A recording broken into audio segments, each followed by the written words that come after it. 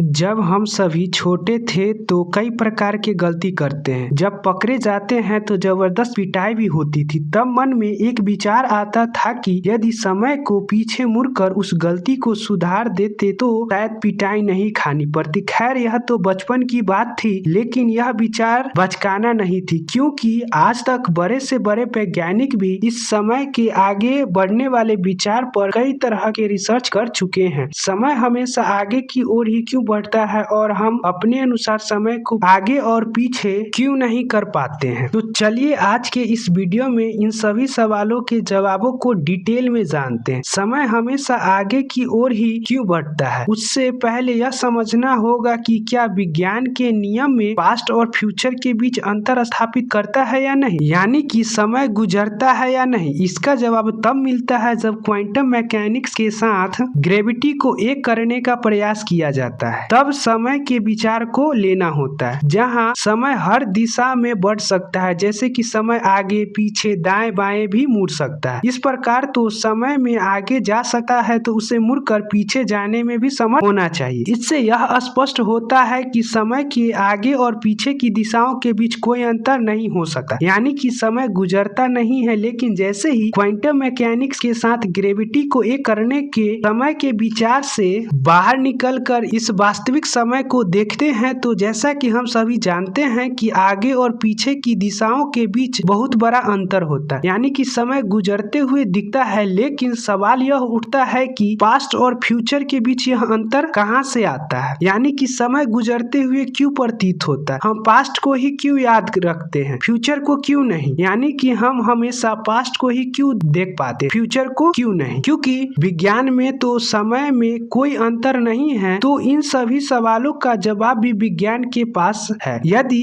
इस सवाल के जवाबों को एक प्रयोग समझते हैं, इससे प्रश्न भी अत्यधिक स्पष्ट हो जाएगा और हम अपने जवाबों के निकट भी पहुंच जाएंगे। पानी के एक प्याले के टेबल से गिरने पर फर्श पर टूटकर बिखर जाता है, इसकी कल्पना कीजिए। और उसके बाद एक और कल्पना कीजिए कि यदि इस प्याले वाला घटना को उल्टा करे तो क्या होगा। तो आप पाएंगे कि बिखरा हुआ टुकड़े फर्श पर से स्वयं इकट्ठा हो जाते हैं और उल्टे कूदकर टेबल पर एक पूरे प्याले के आकार के रूप में आ जाते हैं। लेकिन यह तो कल्पना मात्र है, लेकिन वास्तव में टूटे हुए प्याले को फर्श से अपने टुकड़े इकट्ठा करते हुए क्यों नहीं देख पाते हैं। इसका जवाब थर्मोडायनेमिक्स के दूसरे नियम से मिलता है। यह नियम कहता है कि किसी क्लोज सिस्टम में एंट्रोपी हमेशा समय के साथ साथ बढ़ती जाती है। अब आप सोच रहे होंगे कि भला यह एंट्रोपी क्या होता है। इस एंट्रोपी को ऐसे समझिए कि आपके घर में प्रत्येक दिन खाना बनता है सभी परिवारों के लिए, लेकिन किसी कारणवश आपके परिवार के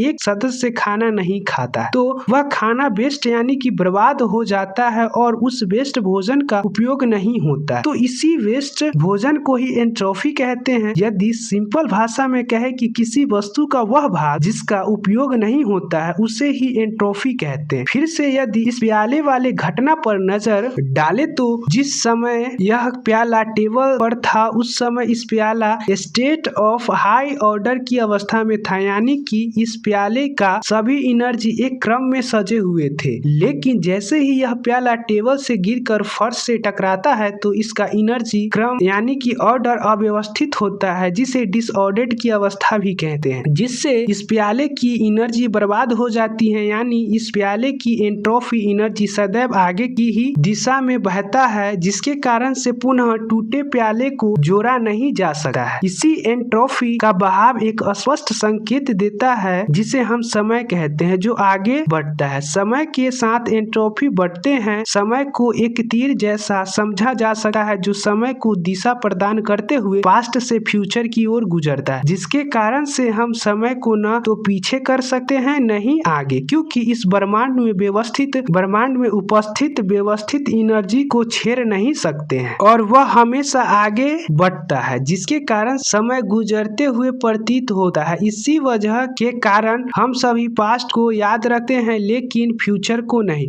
क्योंकि पहले ही हम ब्रह्मांड के व्यवस्थित कर्म या ऑर्डर के साथ छेड़खानी नहीं कर सकते हैं और न ही इसके व्यर्थ एनर्जी या एंट्रोपी को। यदि एंट्रोपी के समय को अच्छे से समझे तो समय के तीर तीन प्रकार के होते हैं, लेकिन इस वीडियो में मात्र 2 समय के तीर या एरो ऑफ टाइम के बारे में ही जानेंगे। थर्मोडायनेमिक एरो ऑफ टाइम, जिसमें एंट्रोपी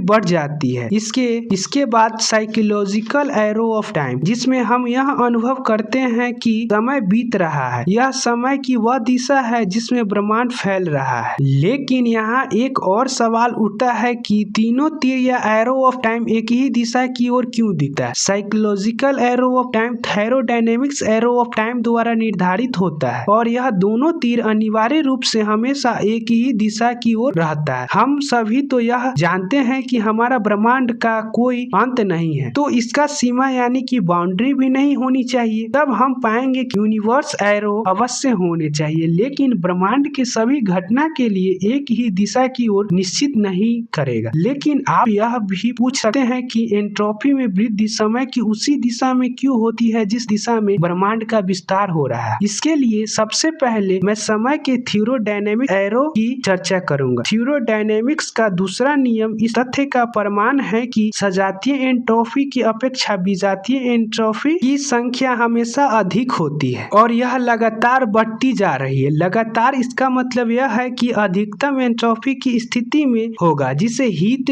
डेथ या थर्मल डेथ कहते हैं। यदि इसके बारे में और अधिक बात करें तो वीडियो काफी लंबा हो जाएगा, लेकिन सिंपल यह समझे कि थर्मल डेथ उस स्थिति को कहते हैं जहां संपूर्ण ब्रह्मांड जलकर खाक हो जाएगा। हम आशा करते हैं कि